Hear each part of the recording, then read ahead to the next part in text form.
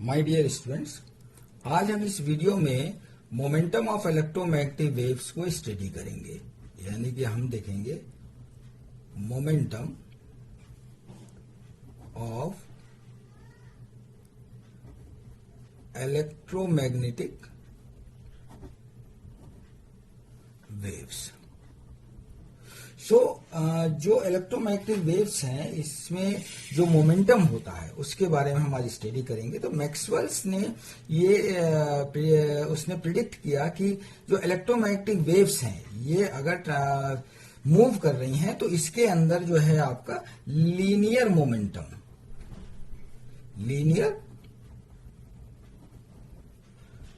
Momentum इसके अंदर होगा। और कैसा होगा? In the direction of propagation. क्या होगा? इन द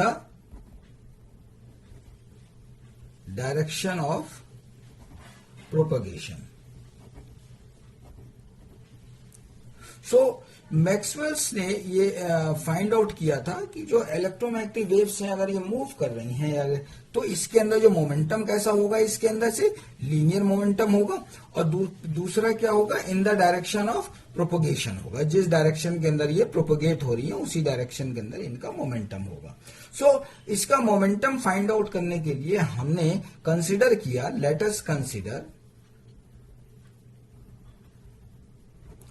अस कंसिडर जो मास है, mass of A particle is कितना है? वो m है।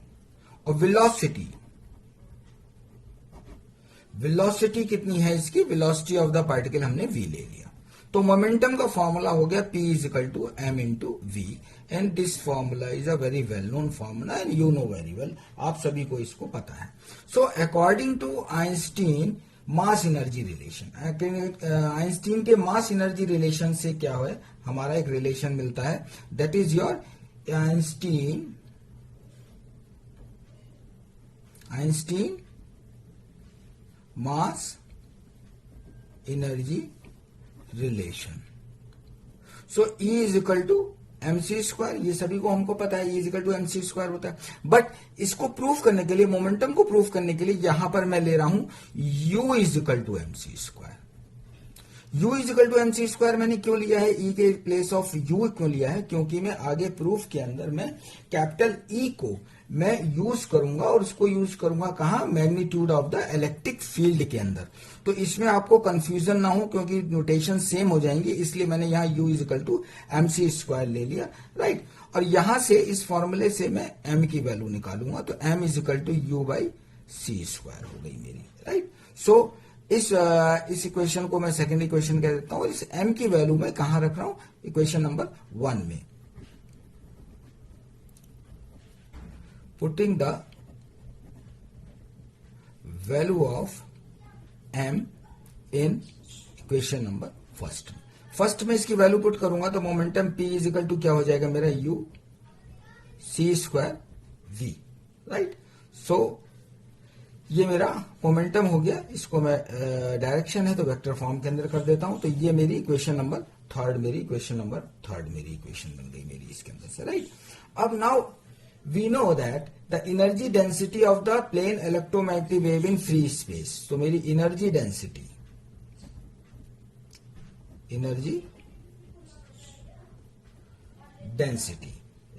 किसी है? इलेक्ट्रोमैग्नेटिक वेव किसमें है मेरी? फ्री स्पेस में। फ्री स्पेस में मेरी क्या होती है? That is your u is equal to epsilon not e square. Say this is your equation number 4। ये मेरी इक्वेशन नंबर 4 हो गई मेरी, राइट। और वेयर कैपिटल E क्या है मेरा? Magnitude of electric field. क्या ये मेरा है? Magnitude of electric field. ये मेरा इलेक्ट्रिक फील्ड हो जाती है मेरी E, कैपिटल E का है। तो जो मोमेंटम डेंसिटी हम देखें, अगर हम इसकी momentum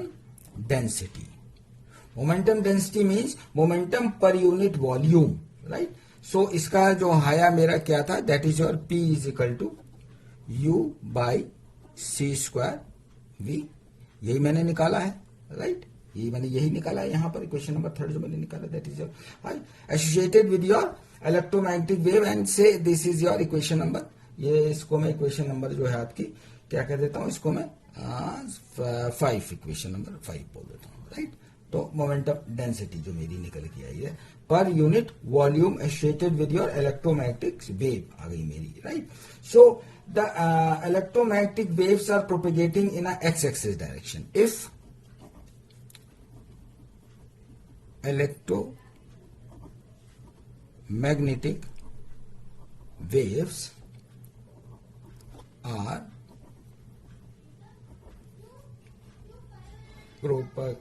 propagating along x-axis. x-axis according ये प्रोपोगेट कर रही हैं. So v is your c i cap, right. So इस v की वैल्यू मैं यहां पे पुट कर दूं तो मेरा p is equal to u by c, right. और यहां क्या इसके c स्क्वायर है और इसकी वैल्यू मैं यहां डाल रहा हूं तो क्या आ गया सी आई कैप, और इस c से ये c कट गया तो मेरी क्या वैल्यू आ गई यहां पर u इज इक्वल टू क्या i c i cap, right. And से this is your sixth equation. ये मेरी सिक्स्थ इक्वेशन बन गई. अब we know that pointing vector, हमें पॉइंटिंग वेक्टर पता है क्या होता है pointing vector. So S is equal to E cross H, right. और बी इज इक्वल टू हमें क्या पता है that is your mu H. So H is equal to क्या हो गया मेरा बी अपॉन म्यू एच. तो इस एच की वैल्यू मैं यहां रख दूं तो एस इज इक्वल टू क्या हो गया मेरा 1 upon mu with in bracket क्या हो गया मेरा ई क्रॉस बी, एंड से this is your seventh equation. ये मेरी सेवेंथ इक्वेशन बन गई. अब ई क्रॉस बी को मैंने पिछले वीडियोस में ये बताया है कि इसका एक और फॉर्मूला है जो जनरेट कर लेते हैं हम. उसको क्या कर लेते हैं that is your e cross b that is equal to e square by c और that is your i cap. ये भी इसका एक अनदर फॉर्मूला है, इसको हम प्रूफ कर सकते हैं इसके बराबर e square by c i cap के. तो इसकी वैल्यू मैं यहां पुट करता हूं तो एस इज इक्वल टू क्या आ जाता है e square mu not c i cap, right. And से this is your 8 equation, right. यहां मेरी 8 इक्वेशंस आ गई. अब मैं क्या करूंगा जो ई स्क्वायर है मेरा ये ई स्क्वायर में यहां से निकालूंगा ई स्क्वायर की वैल्यू, और ई स्क्वायर की वैल्यू में इक्वेशन नंबर 8 में रखूंगा. कहां से निकालूंगा इक्वेशन नंबर 4 से मैं ई स्क्वायर की वैल्यू निकालूंगा और ई स्क्वायर की वैल्यू निकालकर मैं इक्वेशन नंबर 8 में इसकी वैल्यू को मैं पुट कर दूंगा. सो the value of E square, the value of E square from equation number 4 से हम ई स्क्वायर की वैल्यू निकालेंगे तो क्या आ जाएगी that is E square that is equal to u upon epsilon not. और इसकी वैल्यू मैं यहां पर रख रहा हूं एस के अंदर इसमें इक्वेशन नंबर 8 में, right.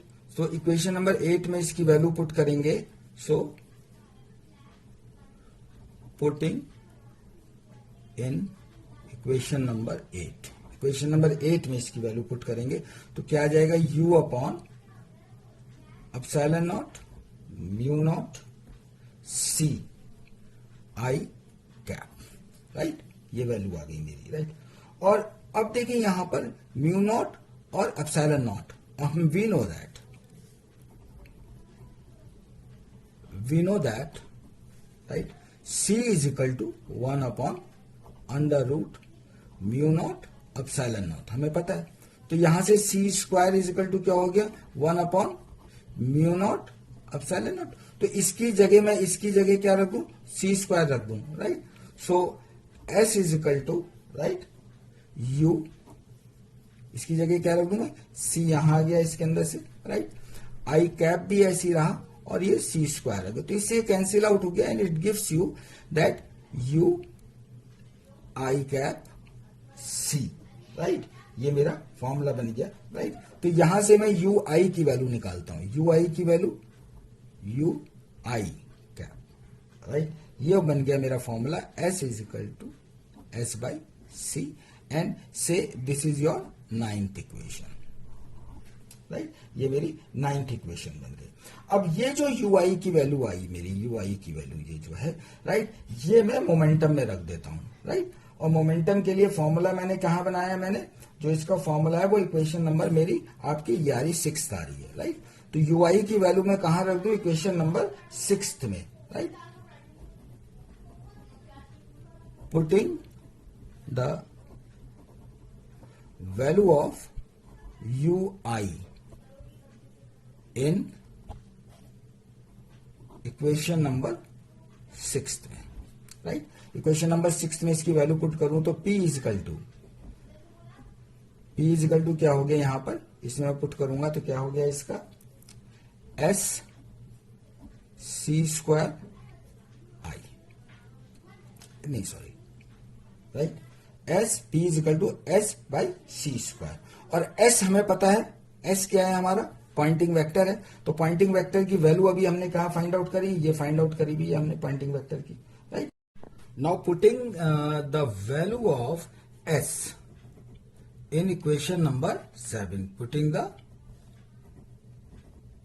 value of s from equation number 7 से हम s की वैल्यू को पुट कर देंगे, राइट। सो हमारी जो 7th इक्वेशन से हम s की वैल्यू इस फॉर्मूले में पुट करते हैं जो p is equal to S upon c square है, इसमें आ जाएगा 1 upon mu not c square with in bracket E vector cross B vector, right, and say this is your 10th equation, ये मेरी 10th equation है। Now again यहां जो factor ये आया है, so we know that हम जानते हैं C is equal to 1 upon under root mu not epsilon not, ये हमें पता है।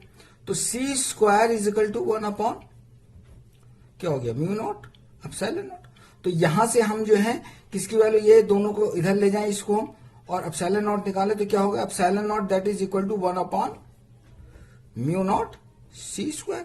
और इसकी वैल्यू, ये जो वैल्यू आई इसकी वैल्यू हम यहां पर पुट कर दें, राइट। सो हमारी इक्वेशन क्या बन जाएगी हमारी, that is your p is equal to, जो पी है that is your p is equal to क्या बन गया इसका epsilon naught with in bracket E cross B, right. And this is your momentum, ये मेरा मोमेंटम आ गया फॉर द इलेक्ट्रोमैग्नेटिक वेव्स के लिए, मेरा मोमेंटम का फॉर्मूला बन गया इसके अंदर से, राइट। सो हमने देखा कि यहां पर जो इक्वेशन नंबर, ये हमारी जो इक्वेशन आई इक्वेशन नंबर 11 जिसको कि हम कह दें यहां पर, राइट। ये जो इक्वेशन नंबर 11 है that represents the per unit volume, जो मोमेंटम बता रही है, क्या मोमेंटम बता रही है, per unit volume for an electromagnetic waves, right. So the value of this momentum, ये जो मोमेंटम आया इसकी, the value of this momentum is p is equal to u upon c, यानी it means u is equal to pc. This shows that the energy density that is equal to the wave momentum into wave velocity. So मैं यहां लिख देता हूं इसके अंदर से, that is your energy density that is equal to किसके है मेरी wave momentum into wave velocity, के, right. And this is your energy density, यानी कि wave velocity into wave momentum के हमारा हो गया, right. So this is a complete question of the momentum for your electromagnetic wave. ये एक बड़ा इंपॉर्टेंट क्वेश्चन है, कंप्लीट क्वेश्चन है, फुल मार्क्स का आता है। इसमें बहुत सारे फॉर्मूले यूज करे हैं मैंने, और ये इन फॉर्मूलों पे आपको न्यूमेरिकल भी मिलेगा और थ्योरी का भी क्वेश्चन मिलेगा इसके अंदर से। Okay, thank you.